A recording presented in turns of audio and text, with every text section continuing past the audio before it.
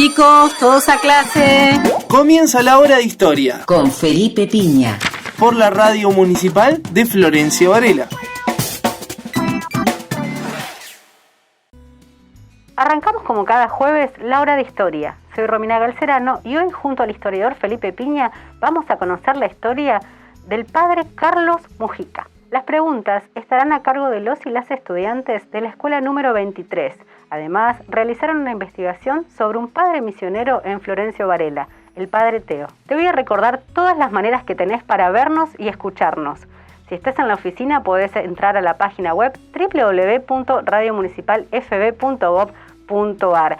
Si andás en el auto paseando, podés sintonizar FM 87.9. O si estás por la calle haciendo alguna actividad física, podés bajarte la aplicación Radio Municipal FB y nos llevas a todas partes. La radio municipal también es una radio audiovisual, así que para ver nuestro contenido lo podés hacer por Facebook, nos buscás como Radio Municipal FB. Y si te perdiste este programa y querés ver más contenidos, también nos podés buscar en YouTube, Radio Municipal FB. Antes de comenzar la clase, vamos a una pequeña tanda y ya regresamos. Vamos al recreo. Y enseguida volvemos a la hora de historia. Todos los clásicos y la música de las mejores épocas suenan en Top Secret. Top Secret, viernes a las 20 horas por la Radio Municipal.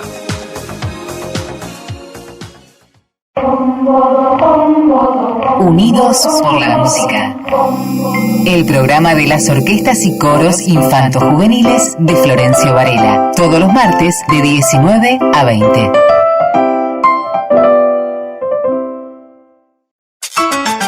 Sumate cada lunes con Justo Lamas y Daniela Benítez Kauer a partir de las 10 de la mañana al programa El País que Merecemos, para contagiarte toda la buena onda y principalmente las ganas de ayudar. Todos los lunes a las 10 por la Radio Municipal. No explicarle a nadie, no hay nada que explicar. En la Radio Municipal la información arranca tempranito. Con noticias locales, el estado del tránsito, la mejor música y todo lo que necesitas saber lo escuchás en Mañanas Activas. De lunes a viernes de 8 a 10 a.m. por la Radio Municipal. Reforzamos las herramientas para más seguridad en Varela. Contamos con 40 nuevos móviles policiales, más de 200 cámaras ubicadas en puntos estratégicos de la ciudad. Municipalidad de Florencio Varela. Programa Municipal Mercado Activo. Descuentos en servicios y productos de comercios locales. Conoce los rubros y promociones en varela.gov.ar/Mercado Activo. Municipalidad de Florencio Varela. Seguimos en la hora de historia. Estamos de regreso en la hora de historia por la Radio Municipal de Florencio Varela. Agendanos en WhatsApp y déjanos tu mensaje al 11 68 98 75 92. Ahora le damos el espacio al profe Felipe Piña para que nos cuente quién fue el padre Carlos Mujica. La hora de historia. Hola, ¿cómo les va? Acá estamos nuevamente en este querido programa, La Hora de Historia, que hacemos por la Radio Municipal de Florencio Varela. Y hoy vamos a hablar de un personaje muy querible, muy importante de la historia argentina, que fue Carlos Francisco Sergio Mujica Echagüe, más conocido como el padre Mujica, un hombre que cambió la iglesia, que mostró que había otro camino en esta iglesia que había generalmente apoyado a los poderosos, que se había volcado por el lado del poder desde tiempos inmemoriales, y que empezó evidentemente con los cambios de la década del 60 a plantearse una modificación de ese esquema, ¿no? La iglesia argentina era particularmente conservadora, había apoyado y apoyará luego, ¿no?, la mayoría de los golpes de Estado, había estado siempre acompañando a los sectores de poder, y a partir de los años 60, y particularmente después del papado de Juan XXIII, este papa que planteó el tema de la opción por los pobres, es decir, que la iglesia se vuelque a lo que tiene que ser, al mensaje cristiano histórico, original, que era la defensa de los pobres, de los perseguidos, etcétera, por parte de la Iglesia, sobre todo a partir del Concilio Vaticano II, ¿no? Que planteó cosas muy notables, como la posibilidad de que los católicos participen en política, que se comprometan con su pueblo, la eliminación de la misa en latín, la posibilidad de la misa en los idiomas nacionales, la incorporación de la música local a las misas. Bueno, todo esto fue llevando a un cambio en la Iglesia, a una incorporación juvenil de jóvenes que estaban apartados de alguna manera de esa Iglesia que de alguna forma los espantaba, el nacimiento de muchos grupos juveniles en torno a la Iglesia y los cambios entonces que se van a dar en la década del 60, independientemente de un proceso particular que se da en el caso de Carlos Mujica, ¿no? Él había nacido el 7 de octubre de 1930, era el tercer hijo de un matrimonio formado por Carmen Echagüe, descendiente de Pascual Echagüe, uno de los héroes de la Vuelta de Obligado, y Adolfo Mujica, diputado conservador entre 1938 y 1942, y canciller de Frondizi, gente de muy buena posición económica. Había estudiado en el Nacional Buenos Aires, incluso llegó a cursar 3 años en la Facultad de Derecho cuando se decidió por el seminario, se decidió por la Iglesia, por su vocación de sacerdote. Y su primer libro, su primer texto, se llama El católico frente a los partidos políticos, que de alguna manera adelantaba un poco, ¿no?, su vocación futura.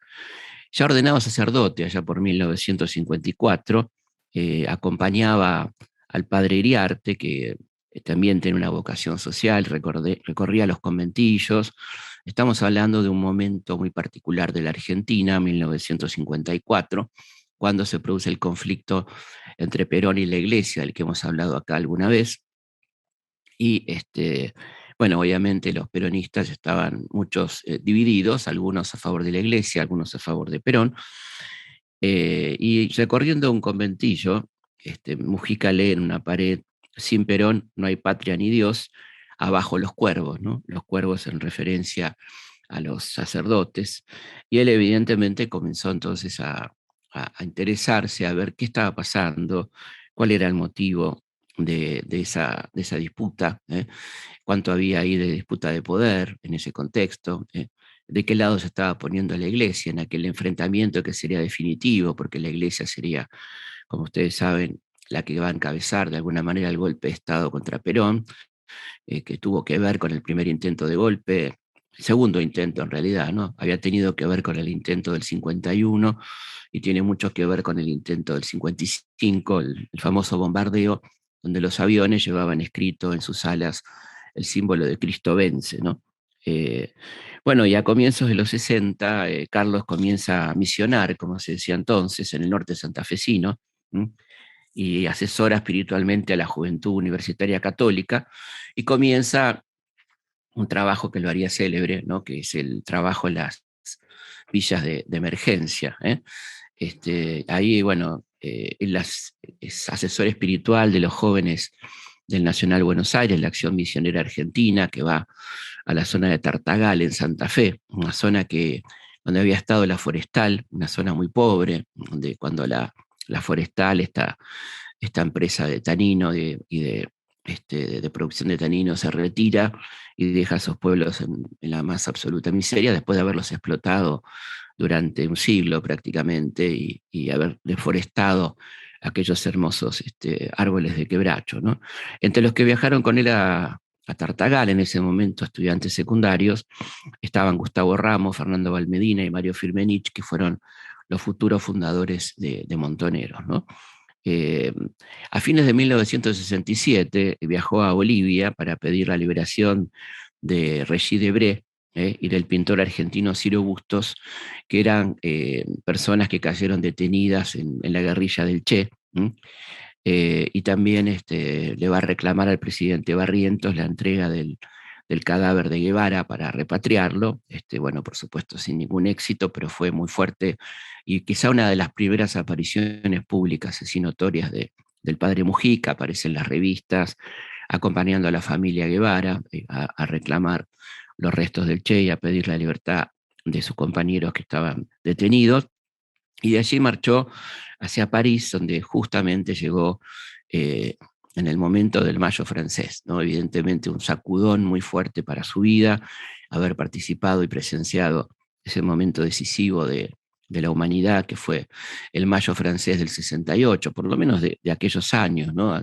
Digo decisivo en cuanto a algo que cambió para siempre, que venía ya con el hipismo y el protagonismo juvenil, que era la necesidad de los jóvenes de tener participación en aquellas decisiones que los involucraban, esto es, los programas de estudio, bueno, las cosas que tenían que ver con su futuro, las oportunidades de trabajo, bueno, y la creación de un arte nuevo como el graffiti, un arte juvenil que va a marcar al mundo para siempre, que ya venía con aquel arte pop, quizá más vinculado al mundo de lo comercial, pero acá parecía muy realmente vinculado a lo social, al afiche, a la consigna callejera, ¿no? Y ahí, bueno, Carlos quedó un poco impresionado con todo esto y decide incorporarse a un flamante movimiento que se estaba gestando y que había nacido en torno a la conferencia de Medellín, una conferencia de católicos en Medellín, que fue el movimiento de sacerdotes para el tercer mundo, ¿no? Ahí, bueno, Carlos decide incorporarse y cuando vuelve se transforma en el referente obligado de este movimiento de sacerdotes para el tercer mundo, en plena revolución argentina, como se la llamó aquel golpe del dictador Juan Carlos Onganía, un golpe que vino a conculcar todas las libertades, a suprimir los partidos políticos, a reprimir al pueblo, ¿no? Aplicando duramente la tortura y el secuestro de opositores en un grado menor que la dictadura de Videla, pero con los mismos métodos, ¿no? Una fuerte censura, bueno, todo lo que ya hemos hablado alguna vez sobre el régimen de Onganía.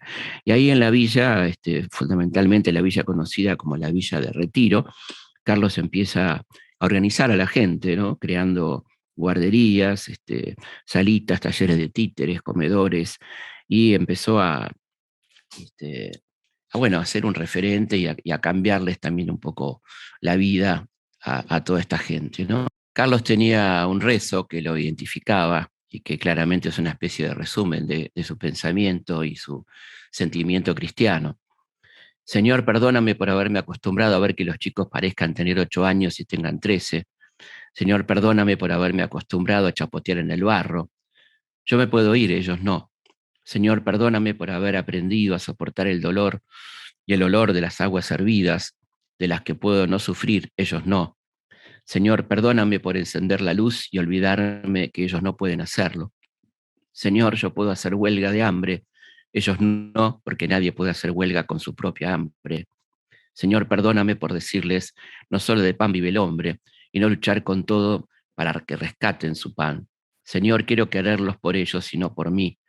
Quiero morir por ellos, ayúdame a vivir para ellos. Señor, quiero estar con ellos a la hora de la luz.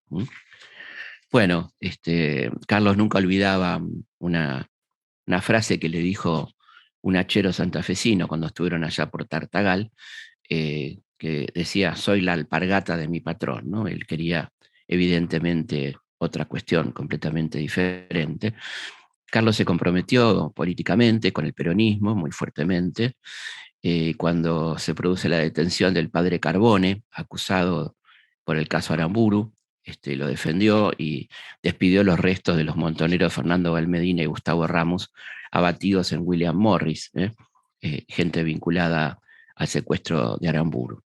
Él planteó que cuando regresara Perón, esa lucha armada carecía de sentido, que había que apoyar al nuevo gobierno democrático, que había que bajar las armas, y discutió muy fuertemente en este sentido con la izquierda peronista.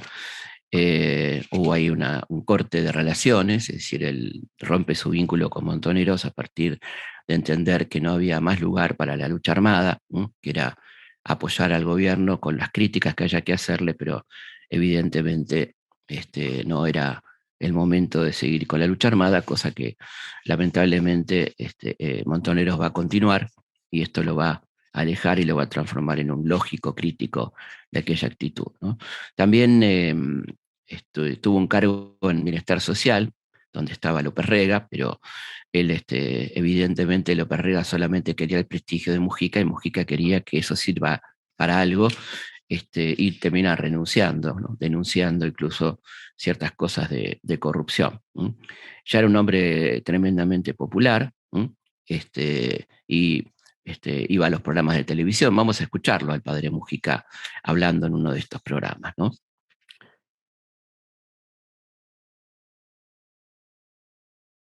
Me preguntaban cómo se hacía la revolución, en primer lugar, cómo se lograba la liberación. En primer lugar, pareciera que acá el compañero hace un cierto reproche a los idealistas. Yo pienso que los únicos que han cambiado el mundo han sido los idealistas.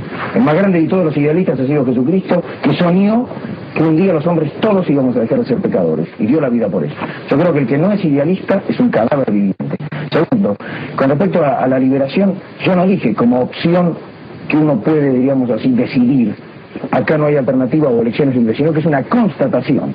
El otro día en una reunión de sacerdotes en las cuales estábamos sacerdotes del tercer mundo, que no son del tercer mundo y que son del anti-tercer mundo, pero una reunión de distintos sectores de sacerdotes, se habló así informalmente sobre la situación, porque estábamos muy preocupados por la situación política de nuestra patria, y la conclusión fue unánime.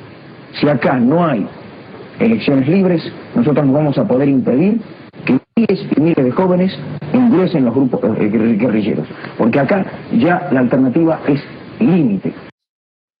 Mujica tenía muchos enemigos en la cúpula de la iglesia y por supuesto en el sector loperreguista, ¿no? en la derecha del gobierno, con Perón vivo, un Perón ya decadente de los últimos momentos de su vida, y López Rega decide entonces la muerte de Carlos Mujica, que se va a llevar adelante el 11 de mayo de 1974, ¿no?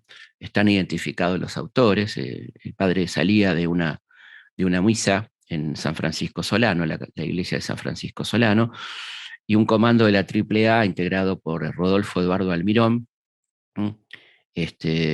y otros personajes como Juan Carlos Juncos, Eduardo Hernández Agramonte, lo balean, junto a su amigo Ricardo Capelli, que es un testigo de primera mano, con quien hemos hablado muchas veces y está escribiendo un libro sobre este tema, que pudo denunciar claramente quiénes fueron los autores reales de la muerte de Mujica, ¿no?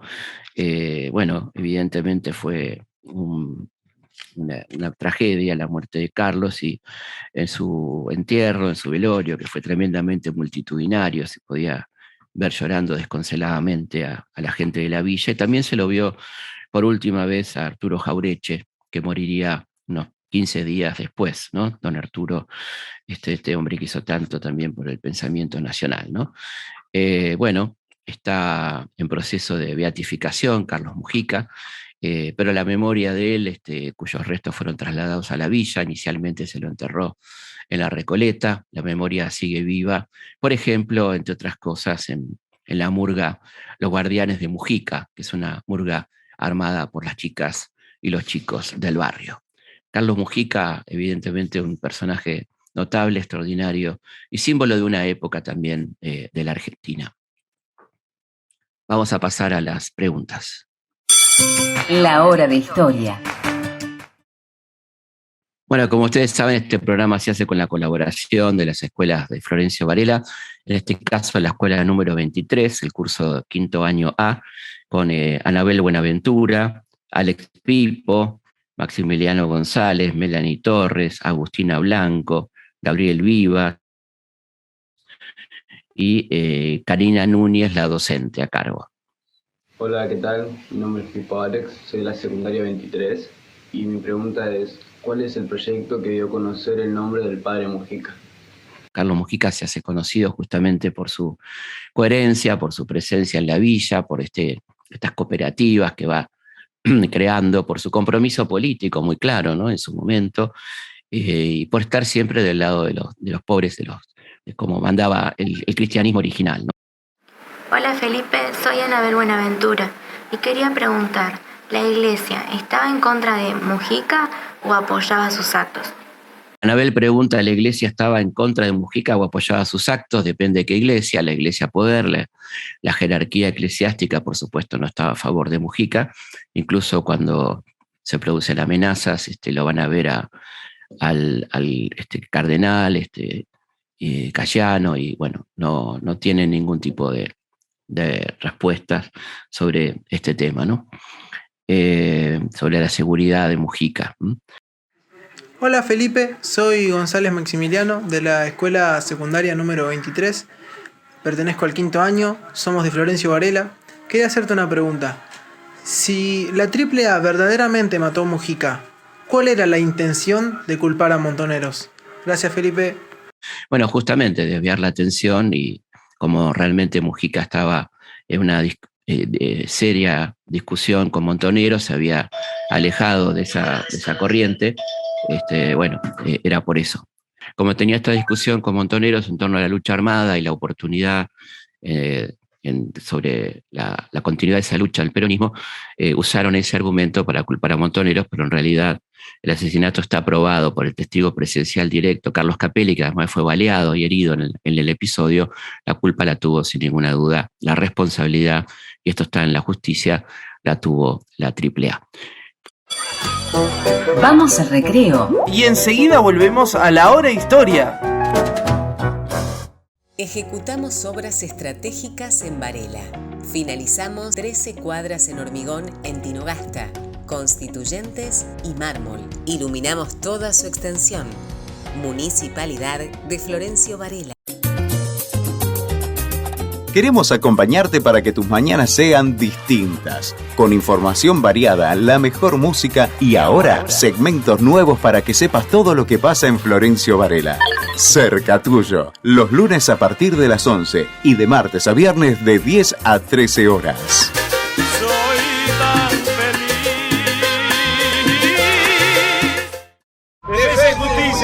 El deporte varelense tiene un solo lugar. Tribuna Varelense. Toda la información deportiva a nivel local, nacional e internacional. La escuchás los martes y viernes a las 14 horas por la Radio Municipal. Impacto musical. Las noticias de tus artistas favoritos, curiosidades y más. Escuchanos todos los viernes de 18 a 19 horas. Toda la movida del trap está en Zona Urbana. Lunes de 19 a 21 horas por la Radio Municipal. Estás escuchando La hora de historia. Gracias Felipe Piña por ser parte de la Radio Municipal. Recuerden que cada jueves a las 15 horas también participan las escuelas secundarias del programa La Radio en tu Escuela. Ahora le damos la bienvenida a los alumnos de la escuela número 23, quienes nos presentan una investigación sobre el cura misionero en Varela. La hora de historia.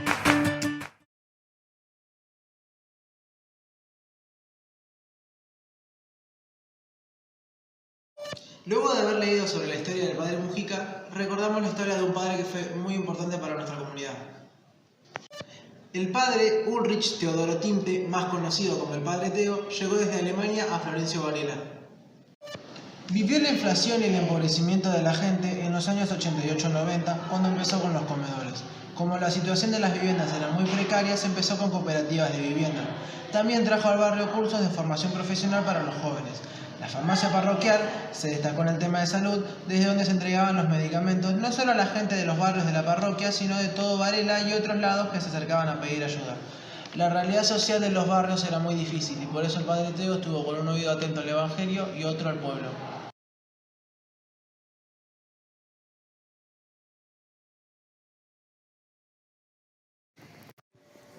Hoy le queremos compartir la historia de un hombre llamado Teodoro Ulrich Timte, más conocido por todos como el Padre Teo. Nacido un 17 de diciembre de 1935, el Padre Teo fue criado en una familia profundamente católica y desde allí dirigió su vida hacia el sacerdocio. Ahora hacemos presente en este video la memoria del Padre Obispo Jorge Novak, primer obispo de Quilmes. Fue él en sus tantos viajes hacia Alemania, conoció al padre Teo. Teo le comunicó su intención de misionar por Latinoamérica y le comentó que estaba interesado en que vinieran hacia la Argentina. El padre Teo ya conocía al obispo Jorge Novak y seguramente abrazado a su profunda fe y a los ejes que este obispo tenía en su diócesis, fue la decisión que lo hizo tomar para poder venir. Opción por los pobres, ecumenismo, misión y derechos humanos son los que hoy abraza la diócesis de Quilmes como testimonio de fe y misión. Luego de un largo viaje en barco, el padre Teo llegó a la Argentina. Se hospedó en el Colegio Sagrado Corazón de Florencio Varela, en donde las monjas le dieron un lugar en donde él pudo compartir su idioma y también aprender el castellano y todo lo que es la cultura de esta Argentina nueva, que él comenzaba a descubrir.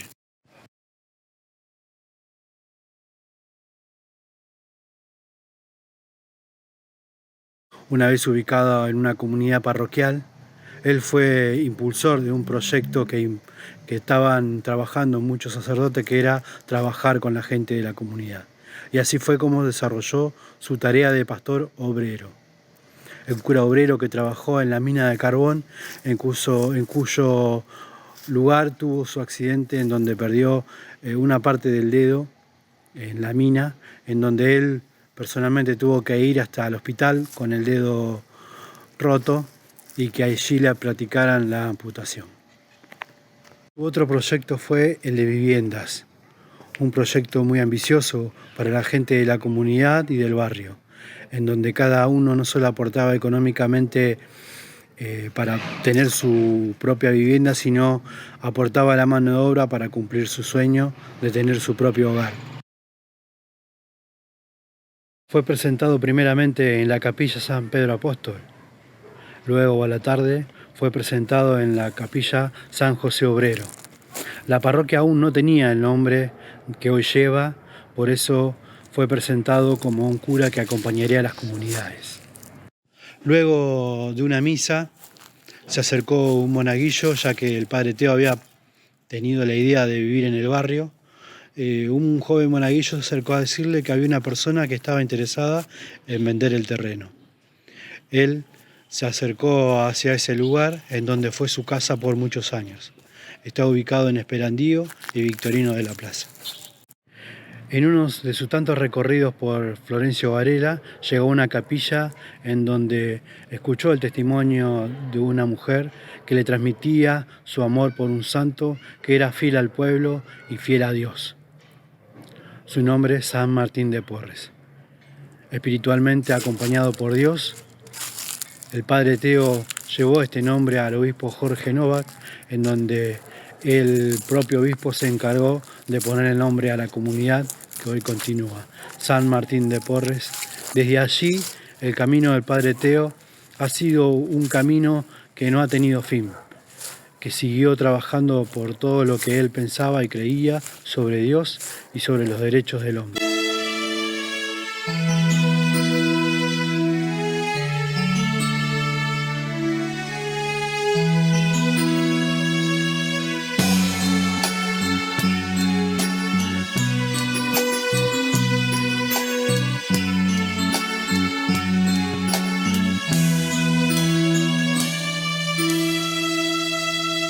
Sean tus ojos los que en mí se puedan ver, que tus manos por las mías den amor, tus palabras sean siempre mis palabras, mis sentimientos los de tu corazón. Dame, Señor,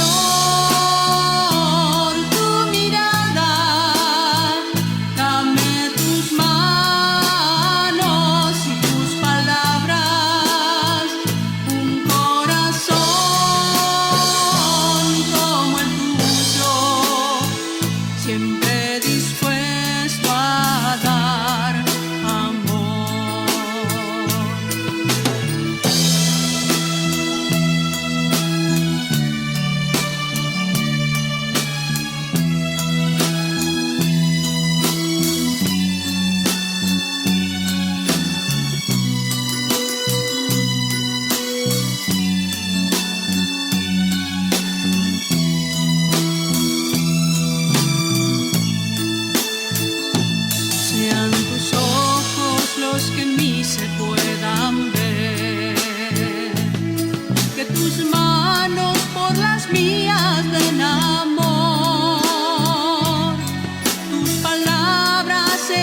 siempre mis palabras, mis sentimientos, los de tu corazón. Dame, Señor,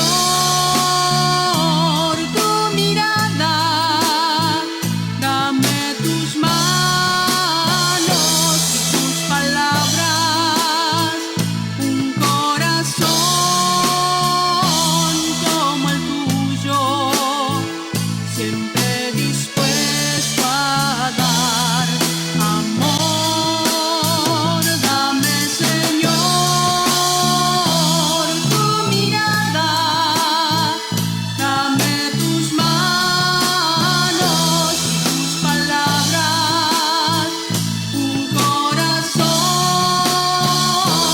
como el tuyo, siempre dispuesto a dar amor, siempre dispuesto a dar amor.